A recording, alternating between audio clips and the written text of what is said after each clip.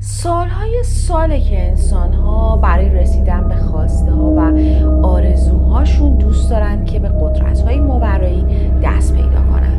قدرت‌های ماورایی مثل نامرئی شدن، خوندن ذهن آدم‌های دیگه، احضار روح، ارتباط با دنیای مرده ها و حتی سفر در زمان که خب خیلی از مردم اینا رو یه جورای غیر ممکن و محال میدونن و حتی رسیدن به اینها رو یک جورایی خرافات میدونن. و اما نظر شما چیه؟ به نظر شما با خوندن بعضی از کتابا میشه به همچین قدرت‌های ماورایی رسید؟ قدرت‌هایی مثل احضار روح و اجنه تا حتی درمان بیماری‌های لاعلاجی که مردم با علم هم نتونستن اونها رو درمان کنن. سلام رفقا، حالتون چطوره؟ توی این ویدیو من امشب تصمیم گرفتم 10 تا از این کتاب‌های ترسناک و به شدت خطرناک رو براتون معرفی کنم که به وسیله اونا آدم‌ها میتونن به قدرت‌های بزرگ ماوراتبیه دست پیدا کنن. اما قبل از اینکه برم سر ویدیو اصلی، ممنون میشم اگه سبک مورد علاقتونه کانال منو سابسکرایب کنید و اگه دوست داشتید لایک و کامنت یادتون نره. من مطمئنم که از دیدن این ویدیو بی نهایت لذت میبرید. پس مثل همیشه تا آخر این ویدیو با من همراه باشید. دوست دارید که ارواح بزرگ و خبیث و قدرتمند رو احضار کنید؟ اونها رو تحت اختیار بگیرید و هر چی که بهشون دستور میدید رو انجام بدن و یا با یک کلمه به گنج‌های بزرگ گم شده دست بگیرید و حتی روح عزیزان فوت کرده‌تون رو که به تازگی اونها رو از دست دادید، آیا دوست دارید اونها رو از دنیای برزخ بکشید بیرون و احضار کنید؟ حالا چیزی که اینجا خیلی عجیب و مهمه اینه که تمامی مواردی که من گفتم توی کتاب هونوریوس کاملا وعده داده شده. این کتاب اسرارآمیز و جادویی توی قرون وسطا نوشته و میگن که طبق کتابای مشابهی که در مدل این وجود داره، این نمونه از نوع قدیمی ترینه. قدمت اصلی این کتاب در دست نیست، اما از مدارک و شواهدی که وجود داره میگن که این کتاب از قرن 13 وجود داشته. نسخه های قدیمی و اصلی دستنویس این کتاب جوریه که میشه به وسیله وردایی که توش قرار داره هر ارواحی رو که بخواید احضار کنید. حالا اینکه این کتاب توسط چه کسی، با چه قدرتی و چه جوری و با توسط چه نیروهای ماوراتبیعی نوشته شده، این هم هیچ اطلاعاتی ازش در دست نیست. اما خیلیا این حدس رو میتونن بزنن که اولا توسط یه آدم عادی نوشته نشده، قطعا توسط یک جادوگر پرقدرت بوده و اونقدر این کتاب سنگینه که خیلی ها ادعا میکنن حتی نمیتونه کار یه دونه جادوگر باشه، ممکنه چندین جادوگر با هم متحد شدن و همچین کتابی رو منتشر کردن. این کتاب تنها یک جلد داره اما 99 قسمت مختلف داره که خود این کتاب این وعده رو داده که اگه تو آخر بخونی و متوجهش بشی و در نهایت به تمامی کارهایی که میگه انجام بدی، در نهایت به قدرت‌هایی که وعده داده قطعاً میرسی. حالا چه وعده هایی؟ قدرت این که تو بتونی خیلی راحت از دنیای مردگان هر روحی که بخوای احضار کنی، یا این که بتونی متوجه بشی کشف کنی گنج هایی که ناشناخته است و در دل زمین و کوههای قرار داره که هیچکی ازش خبر نداره. اینا گنج های معمولی نیست، گنج های به شدت بزرگه. یعنی وعده که کتاب داده اینو داره میگه. علاوه بر همه اینها قدرت احضار کردن موکل رو هم پیدا میکنی که میتونی روش حکمرانی بکنی و تمامی اینها رو مفصلا توی این کتاب توضیح داده. تمامی نکات سحر و جادو رو جز به جز توضیح داده که خب از خیلی از جهات شبیه کتاب سلیمانه، اما خیلی ها معتقدن که این شاید یکی از 4 کلید کتاب سلیمان باشه. تا حالا به این موضوع فکر کردی یا ذهنتو درگیر کرده که این دنیایی که ما داریم توش زندگی میکنیم قطعاً میتونه یک چیز متفاوت باشه، یا یک چیزیه که ما الان داریم زندگی میکنیم نیست؟ و یا حالا تا اصلا به اینجا رسیدی به این فکر کردی که مثلا شاید یه اتفاقی بیفته که تو بتونی اسرار این دنیا رو کشف کنی؟ باید بهتون بگم که واقعا همچی کتابی هست که اسمش هست کتاب جادویی پاپیروس یونان، که تمامی این سوالاتی که من گفتم با خوندن این کتاب میتونی بهش برسی. این کتاب که به سال 200 قبل از میلاد برمیگرده، تمامی اطلاعاتی رو داراست که تو بعد از خوندن اون تبدیل به چیزی میشه که قبلا نبودی. یعنی اصلا دیگه اون آدم سابق نمیشی قبل خوندنش. البته این کتاب تحلیل روانشناسی شخصیتی نیست، بلکه این کتاب یک کتاب کاملا ماوراییه. کتاب پاپیروس تمامی اطلاعات رو درباره دنیاهایی که ما هیچ شناختی ازش نداریم، یا بهتر بگم دنیاهای مخفی و ناشناخته است، با کاملا جزئیات اطلاعات رو در اختیارت قرار میده. از آینده خبر داره. اگه شما درگیر یک موجود وحشی هستید، یا بهتره بگم مشکل تسخیر شدگی داشته باشید، این کتاب راه حل‌هایی رو داره که میتونه در این جهت به شما کمک زیادی بکنه. یکی دیگه از آپشن‌های دیگه که کتاب داره اینه که تو میتونی هر موجودی که دلت بخواد رو احضار کنی. در نهایت هر آرزو، خواسته یا توانایی بخوای حالا داشته باشی کسب بکنی، به راحتی میتونی از موجودی که احضار کردی طلب کنی و اون در اختیار تو قرار بده. و خب قطعاً در قبالت همه این آپشن هایی که داره میده، ازت چیزی که میخواد اینه که تو روحت رو تمام و کمال تحت اختیار این کتاب و نیروهایی که احضار میکنی قرار بدی. یعنی یه جورایی روحت رو تقدیم اینها کنی. همونطور که اولش گفتم که میشه آینده رو باش پیش بینی کرد، پس مسلماً برای کسانی که جادوگر هستند و توی این زمینه دارن فعالیت میکنن خیلی میتونه بهشون کمک بکنه، چون دقیقاً وردهایی که داره که میتونه راحت آینده رو باش پیش بینی بکنی و حتی میتونی در زمان سفر کنی. اینکه همه کتابای جادویی فقط به مطلقاً بگیم که کارش احضار ارواح و اجنه است، این کاملا درست نیست.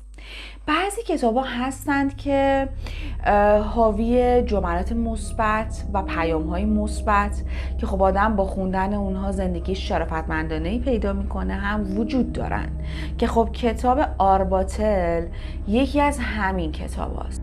این کتاب به دوره رنسانس برمیگرده و خیلی از حاکمان قدیم اون رو به عنوان کتاب جادویی میشناختن و بین اونها شهرت داشته، به خاطر اینکه بیشتر کتاب‌هایی که توی اون دوره نوشته می‌شده در ارتباط با مراحل شیطان پرستی و میگم احضار روح و جن بوده. این کتاب از جمله کتاب‌هایی بوده که قدرت‌های ماورایی مثبت رو به آدم‌ها وعده میداده، که خب این کتاب در سال 1575 که خیلی قدیمیه توسط یه شخصی که یونانی بوده و هیچ اثر و نام و نشونی از این که چه کسی بوده در دست نیست، این کتاب رو نوشته بوده و خب وعده داده بوده در جهت مثبت خیر و اینکه تو چطوری میتونی در جهت مثبت در دنیای مردگان سفر کنی و از این دنیا استفاده مثبت داشته باشی. به نظر من یکی از کتابای فوق‌العاده عجیب بوده که توی اون دوره نوشته شده بوده. کتاب بعدی که میخوام راجع بهش باتون صحبت کنم اسمش هست آبراملین که به کتاب مقدس سحر و جادو شهرت داره. محتواش راجع به انواع جادوها، دعاها، احضار، که خب این از 3 کتاب تشکیل شده با دستورالعمل‌های دقیق در مورد اینکه چطوری بتونی به موفقیت، ثروت، عشق برسی، چطوری بتونی انواع ارواح، اجنه، شیاطین احضار بکنی که حتی رؤسای جهنم که جز شیاطین اصلی هستن که یکی از اونها لوسیفره، یعنی بهتره بگم معروف ترین اونها لوسیفره، تو حتی میتونی به وسیله این کتاب اینها رو هم احضار بکنی که خب این در نوع خودش به نظر من هم بی‌نظیره هم وحشتناک ترسناکه. که خب حالا بخوام به زبون ساده‌تر بخوام بگم، لب مطلب رو بخوام بگم اینه که این کتاب تمام و کمال شما رو به همه آرزوها و خواستهات میرسونه که 100% در قبالش چیزهایی رو از تو یا از روح تو طلب میکنه.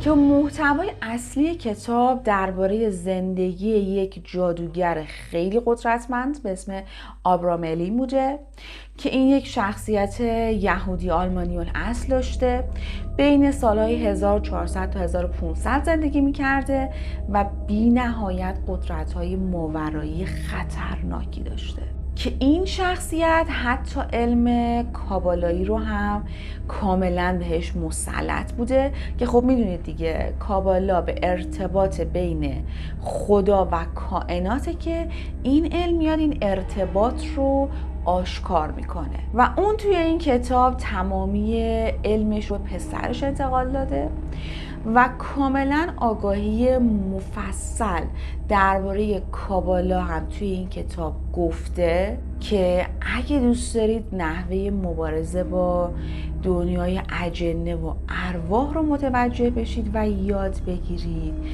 کتاب آبرلامین میتونه کمک خیلی بزرگی به شما بکنه. قبل از اینکه بخوام درباره کتاب بعدی صحبت بکنم، میخوام یه چند تا سوال ازتون بپرسم. آیا تا حالا شده که بتونید عشق واقعیتون رو پیدا کنید؟ یا اصلا دوست دارید که کسی نتونه ازتون چیزی رو مخفی بکنه؟ خب یک کتاب فرانسوی تو قرن 18 میلادی نوشته شد که کلاً قصدش این بود که بیاد به مخاطبانش انواع مختلف طلسم رو معرفی بکنه، اونها رو آگاه بکنه و هدفش هم به قدرت رسوندن و محافظت از خوانندگان و کسانی بود که اون کتاب رو میخوندن. این کتاب توسط یکی از نیروهای ناپلئون که کنار یک افسر مصری یه مدتی رفت آمد میکرده، حالا در جوارش بوده، اینها رو یاد میگیره و مینویسه. و نکته جالبش اینجاست که تو بعد خوندن این کتاب با خیلی از ابزارهای طلسم مثل ابریشم، مثلا کلید، مثل برنز، مثل موی انسان، هر چیزی که متعلق باشه به جادو و تو بتونی به وسیله اینها رو انجام بدی آشنا میشی. در عین حال تو میتونی توسط یک موکل متولد شده توسط یک آتیش به عشق واقعیت دسترسی پیدا بکنی که خب این به نظر من خیلی خفنه و مطالب باحال‌تر دیگه هم داره و اونم اینه که حالا باحال که نه ولی جالب توجهه. روش هایی که تو میتونی از افراد انتقام بگیری و اونهایی که تو رو اذیت کردن که تو چطوری میتونی اونها رو آزار و اذیت برسونی هم کاملا با جزئیات برات توضیح داده. غایة الحکیم کتاب بعدی که میتونم بگم یک کتاب قدرتمند و مخوف جادوییه که در قرن 11 میلادی به زبان عربی نسخه اصلیش توسط یک حکیم ایرانی که اسمش جابر ابن حیان بود نوشته میشه. این کتاب 400 صفحه‌ای پر از مطالبی درباره انواع طلسم و جادو، انواع تسخیر شدگی و حتی فراخوانی موجودات ماورایی از عمق جهنم رو داره. توجه داشته باشید، عمق جهنم. اگه قدرت مطلق، اون قدرت بالاییه رو میخوای، این کتاب خیلی میتونه بهت کمک بکنه. اما خب توصیه اینه که اگر روحیه حساسی داری به هیچ عنوان سراغ این کتاب نرو، چون مراحلی که برای انجام دادن طلسم و جادو و اینها داره اصلا مراحل راحتی نیست. برای اینکه با قدرت هایی که گفتم برسی باید خیلی کارا بکنی. اولش اینه که باید دستت به خون آلوده بشه، خون حیوان، تیکه ای از مغز انسان و خیلی چیزای ممنوعه دیگه، حتی چیزهای روانگردان مثل ماریجوانا و خیلی چیزهای دیگه توی تهیه سحر و جادو تو باید ازش استفاده بکنی. و برای اینکه بخوای به قدرت بالاتر و بالاتر برسی اوضاع بیریختر از اینی که هستم میشه. چرا؟ چون تو نیاز پیدا میکنی حتی به مدفوع حیوانات و حتی یه تیکه از ضایعات داخلی بدن انسان‌های مرده که خب واقعا چندشه، اما خب تو رو به اون قدرت مطلقی که میخوای قطعا میرسونه. یعنی این کتاب داره وعده میده. هی قدرت میگیری، میری بالاتر تا اینکه در نهایت به حاکمیت بعضی از اجنده های شیطانی در میای.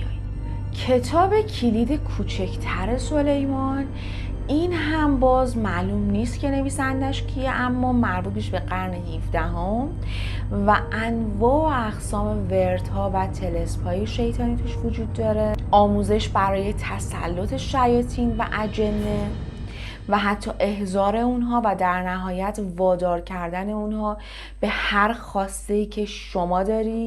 نیایش های شیطانی و حتی نفرین های زیادی رو میتونید تو این کتاب پیدا کنی. آموزش هایی مثل نامرئی شدن، آینه بینی، طلسم معشوق، نمیدونم معجون عشق، طلسم جدایی، نفرین و همه اینها تو این کتاب کاملا وجود داره. اما نکته تاریخی که پشت همه این آموزش‌ها تو این کتاب وجود داره اینه که تمام تعداد کسانی که تونستن نسخه اصلی این کتاب رو بخونن و تهیه کنن ادعا کردن که این کتاب چیزای عجیب غریبی رو به ما نشون داده، مثل اینکه مثلا خود به خود داشته ورق می‌خورده و یا اینکه حتی دیده شده که کتاب معلق رو هوا بوده که خب این در نوع خودش خیلی ترسناکه. و اما کتاب آخر اسمش هست مرجان جادو، علوم خفیه یا علوم غریبه، که اینها مثل که دو تا نکته‌ای بوده که در مدارس اسلام آموزش داده می شده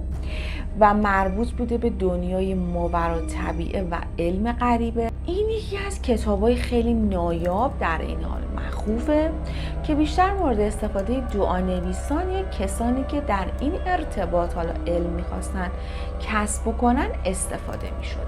محتوایی که این کتاب داشته آینه بینی بوده، وردهایی که در ارتباط با طلسم و جادو یا حتی باطل کردن اونها، احضار موکل‌های نوری و ناری و حتی ارتباط با دنیای مردگان هم توی این کتاب وجود داره.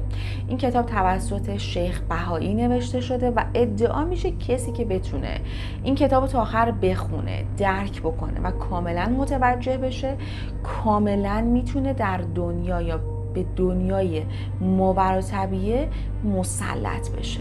به راحتی میتونه موکل احضار بکنه و تمام خواسته هاش رو از اونها بخواد و اونها در سریع ترین زمان ممکن اونها رو انجام بدن. اما خب این کتاب مثل بقیه کتاب ها وقتی که یک چیزی رو به شما میده متقابلا یک چیزی رو هم میگیره و اینطوریه که روح تو رو به تسخیر شیطان در میاره و کسانی که در نهایت تونستن به این کتاب مسلط بشن خیلی هاشون سرنوشت خوبی نداشتند، یا تسخیر شدند، به حالت جنون کشید کارشون، یا اینکه به طرز ترسناکی کشته شدن و یا حتی خودشون رو کشتن.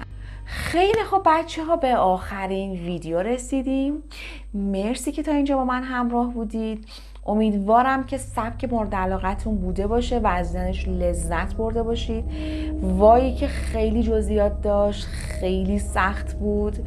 خوشحالم که تونستم از پسش بر بیام. میگم امیدوارم که شما لذت برده باشید. همه اینها جهت آگاهی رسانی بود. من آخرش باید حتما عنوان کنم که واقعا درست نیست که ما این کتاب ها رو بگیریم و حالا بخوایم کنجکاوی نمیدونم اطلاعات داشته باشیم. واقعا بعضی چیزا به یک بار امتحان کردنش نمیارزه و این کتاب ها از جمله همین کتاب هاست. میگم فقط من خواستم آگاهی برسونم. به هر حال امیدوارم که مفید بوده باشه. خیلی ممنونم که تا اینجا با من همراه بودید. اگه دوست داشتید لایک کنید، نظر خاصی راجع به این کتابا داشتید برام کامنت بذارید، ممنون میشم. و در نهایت کانال منو سابسکرایب کنید. یادتون نره که دکمه زنگوله رو بزنید که خب هر وقت من ویدیو میذارم، بخش دیگه آخر ویدیو دیگه واقعا انرژی اومده پایین، پیامش براتون بیاد. خیلی دوستتون دارم. عشقای منی. تا یک ویدیوی دیگه. خدا نگهدار.